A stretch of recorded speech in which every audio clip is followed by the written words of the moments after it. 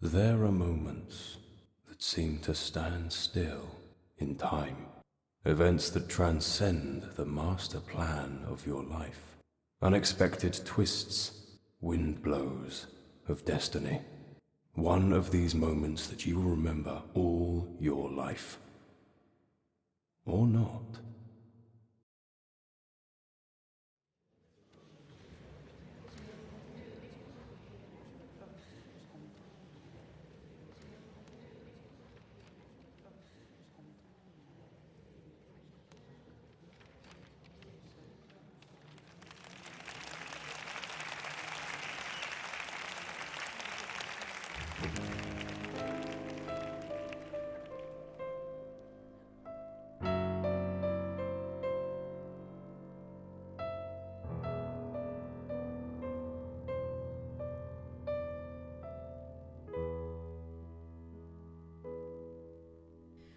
Like a broken doll, the time to play the game is gone, has passed away.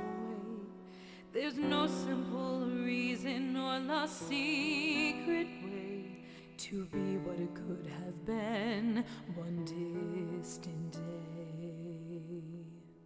Like a broken mirror, dry now your crystal tears and carry on away. It's the only you can do and nothing more to say. The scratches of your being have to tear your skin.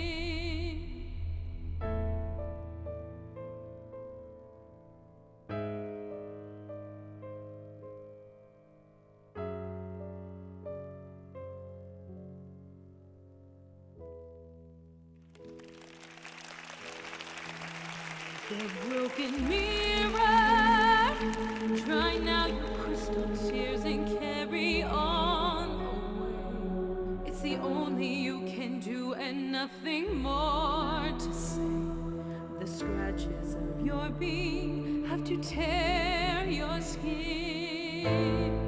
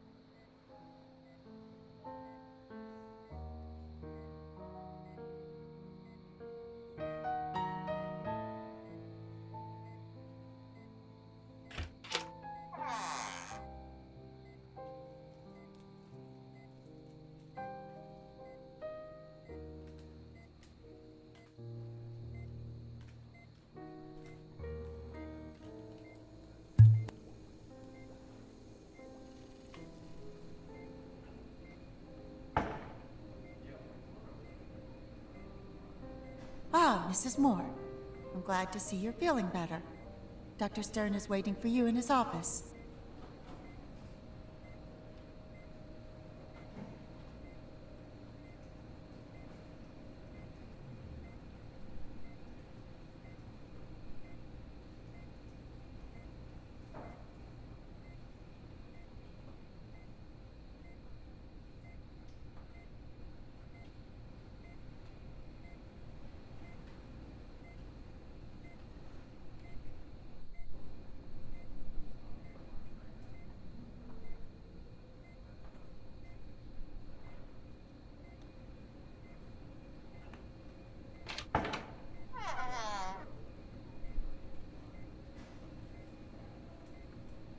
Mrs. de Moor, I'm glad to see you recovered. Please come in.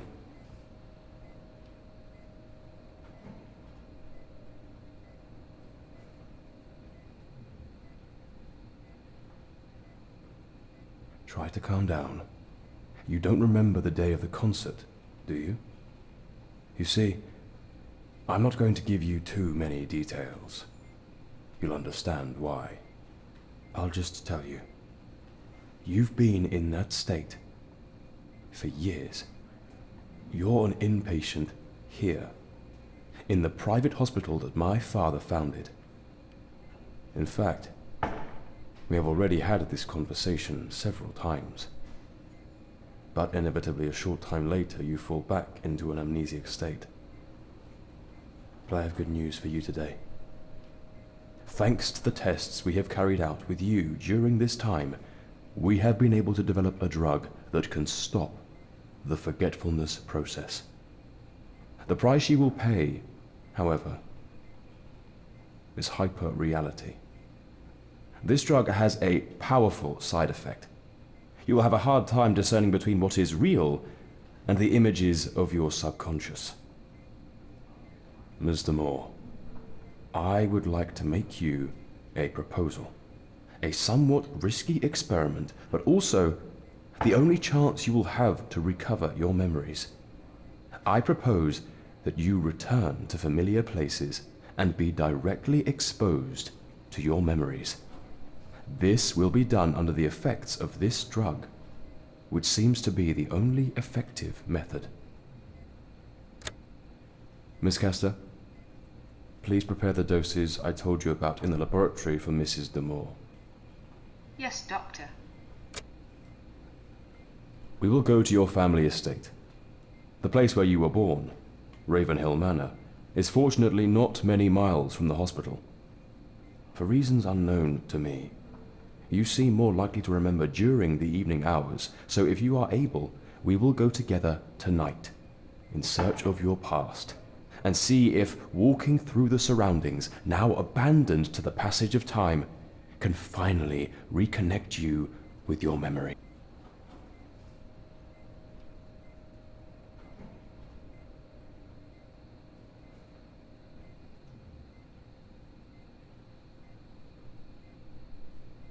It's too much information all of a sudden.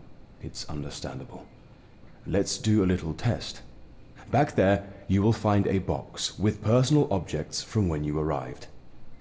Can you tell me if they bring back any memories? It is very important that you look at them carefully. It is very important that you look at them carefully. This way, we will predispose your mind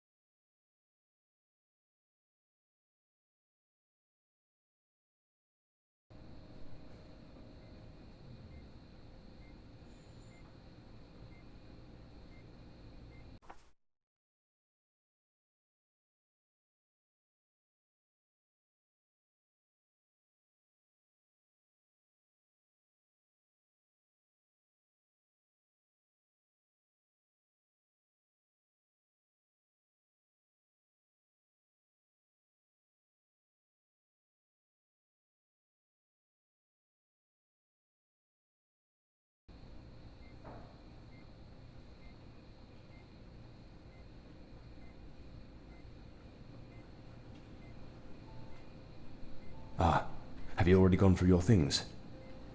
Tell me, do you feel ready for the experiment I have proposed to you?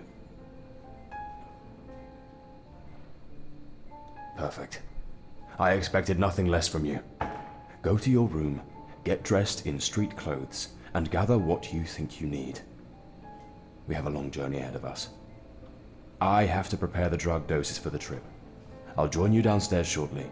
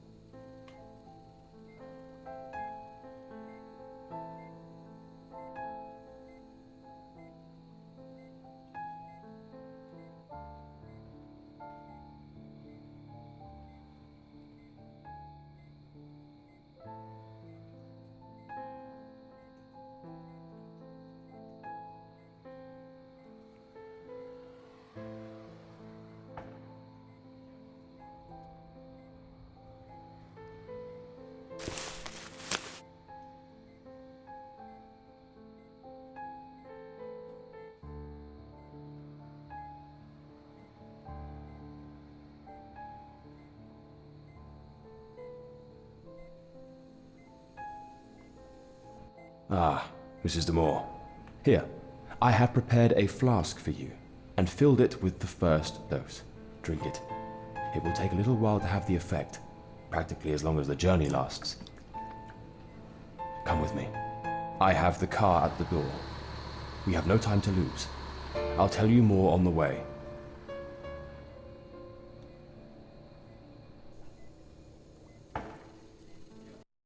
If you like, we will begin to prepare your mind.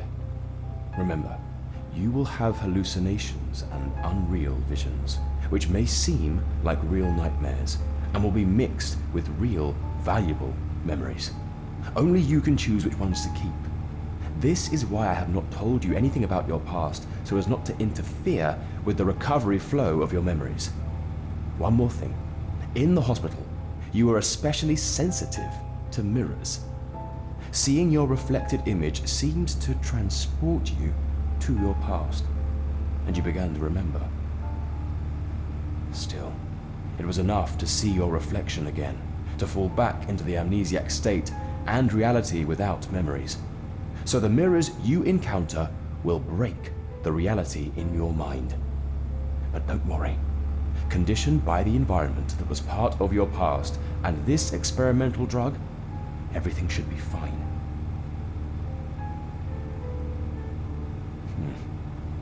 It's not the first time I've been here, you know. My father was your family doctor. I visited this place several times when I was a child.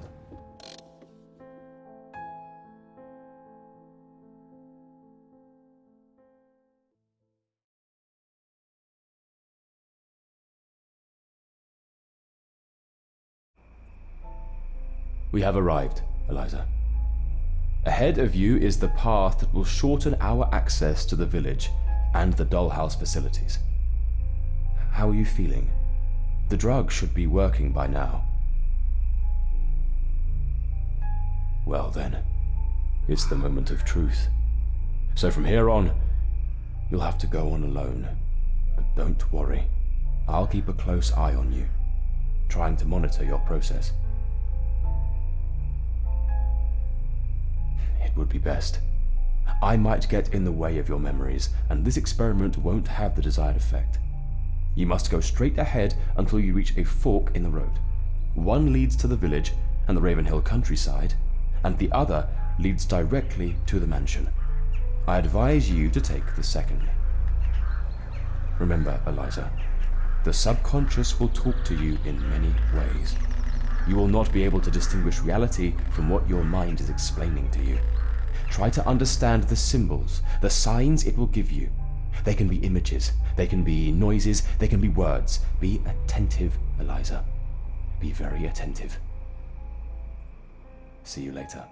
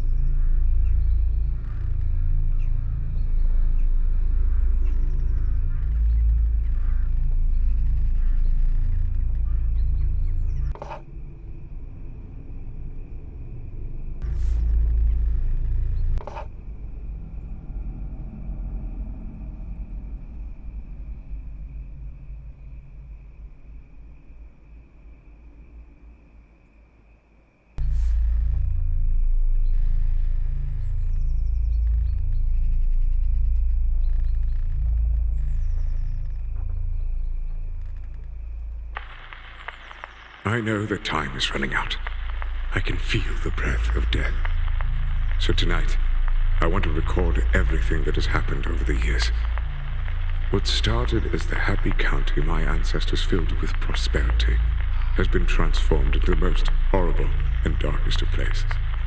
That is why I am recording my account of events on the cylinders of this old phonograph that my father bought from Thomas Edison.